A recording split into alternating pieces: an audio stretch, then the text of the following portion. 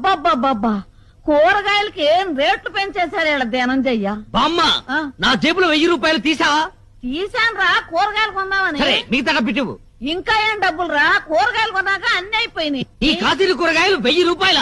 అవునరా. నేను నమ్మను, లెక్క చెప్పు. కూర్చో. కూర్చో చెప్పు, లెక్క చెప్పవే. వంకాయలు కేజీ 25 కేజీలు తీసుకున్నా. 100. బెండకాయలు కూడా కేజీ 25 కేజీలు తీసుకున్నా. మరో 100. కాకరకాయలు దోసకాయలు ఇంకొక 100. 300. ఇక పోతే బీరకాయ 70 రూపాయలు. ఏంటి బీరకాయలు కేజీ 70 రూపాయల?